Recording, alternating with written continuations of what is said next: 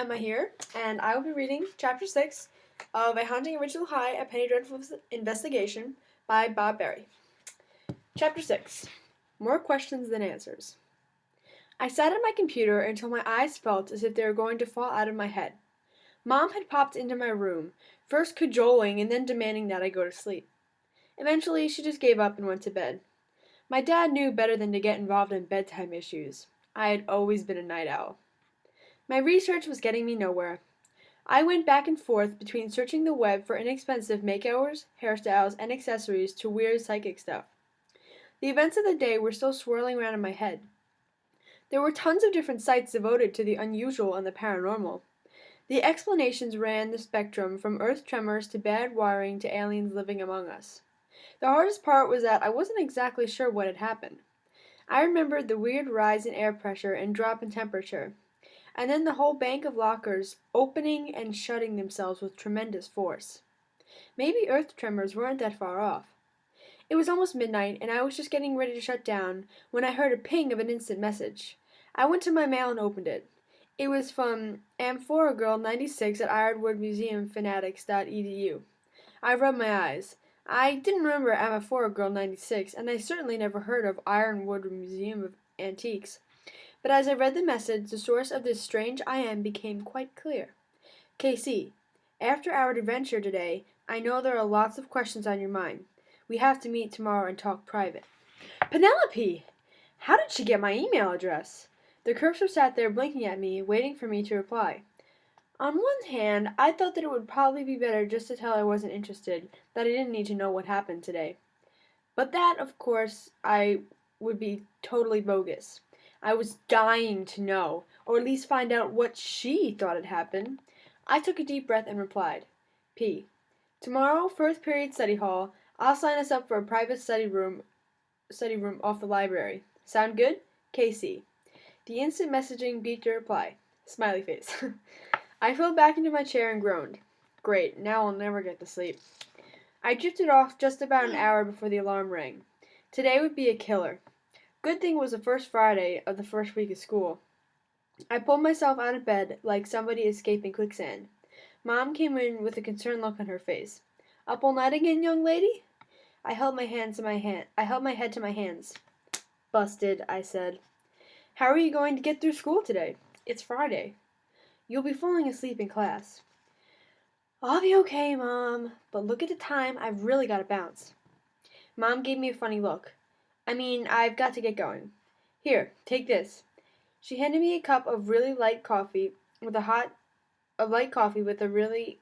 lot of sugar and my favorite old china cup. This'll get you going. I gulped it down. This will have me bouncing off the walls. Thanks. As predicted, I pretty much slogged through the morning, using whatever energy Mom's coffee gave me to stay awake. By fifth period, I was feeling as if I could just lean up against a wall and crash. But the prospect of having a private meeting with Miss P woke me up. I gathered up my Spanish books and speeded down the hallway, swerving in and out of oncoming student traffic, zipping in and out of little spaces left open by the less swift-footed. Just then, I saw the heavy library doors, and I bolted through the crowd. Hey, watch it! Sorry. Ouch, my foot! Excuse me. Dude. Sorry. I finally made it to the library doors and quickly slipped in. I was instantly overwhelmed by the silence of the library. I went over to the student working at the desk and asked for a private study room. Luckily, there were a couple of rooms available. I took one of the farthest down the narrow hallway. The study room was small, with only a small work desk and two very uncomfortable-looking metal chairs. I fell heavily into one at the far wall, exhausted. I looked up just as Penelope thrust her head into the room. She was smiling, but she looked nervous. I managed to smile back at her. I was a little nervous, too. I was a little shy around kids I didn't know, and she was a little, what's the word? Intimidating. Penelope was obviously dressed for our first meeting, abandoning her usual all-black outfits for a white tailored shirt and black skirt over black tights. She had on those atrocious school shoes again. She dropped her books with a thud and sat down. She sat there for a second, her back straight, hands placed carefully on her lap. She looked down at her hands, then took a deep breath and turned to look at me. I wanted to see you about what happened yesterday. She had an odd smile on her face. Her accent seemed heavier. But I really do not know how to start. I sat there for what seemed like a minute just looking at her, trying to understand what this strange girl was all about and what she wanted from me. I leaned forward on my chair. I went online and tried to see if I could find any similar type of events. Nada. I came up with nothing. But look, I printed out a load of stuff that could be related. I pulled out a thick pile of papers from my backpack. May I study those? She asked. Sure, knock yourself out, I said. Why would I want to do that? No, I laughed. I mean, yes, study them as much as you want. I really don't think they'll help much. You are probably correct. I leaned in a little closer to her, thumbing to the page that I thought might give us the best explanation. Here, look at this article. It's about convection currents in large buildings that could explain the pressure change we felt. Perhaps.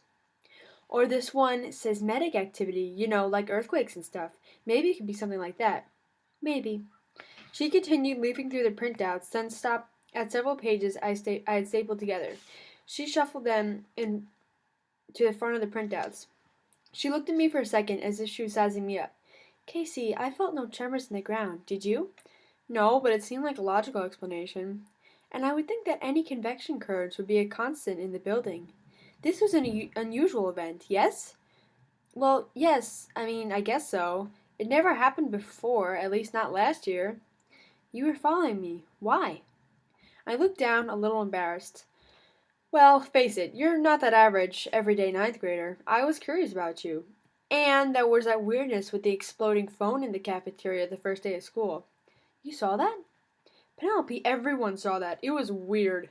Then I saw you slinking around the halls yesterday in your ninja suit. I figured you were up to something, so I followed you. Which reminds me, before the locker slammed, you had another funny-looking cell phone you were waving around. What the heck was that? Did it cause what happened? No, Casey, it didn't. It was a device for detecting thermal and electromagnetic fields. She leaned back in her chair, looking pained.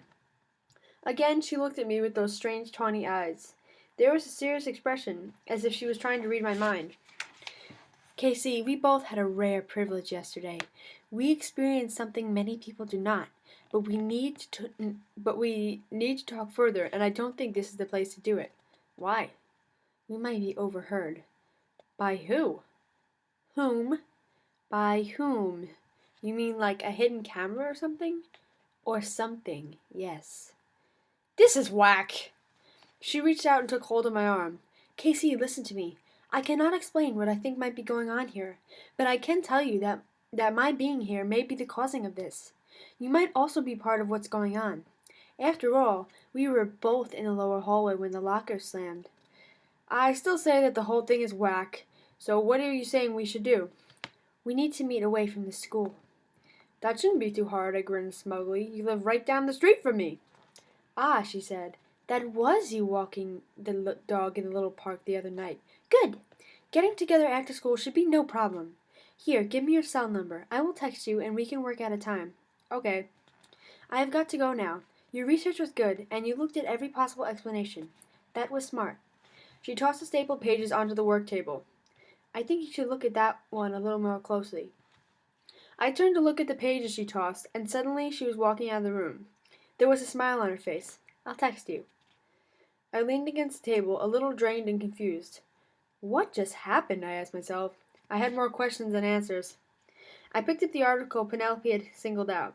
The title read EM Fluctuations and Poltergeist Phenomena by Dr. Richelieu Dredalus, Professor Emeritus, Columbia University School of Psychology, Curator, Ironwood Museum of Antiques. As I said, more questions than answers. And that ends Chapter 6. So, join me here next time as I read Chapter 7. Thanks. Bye.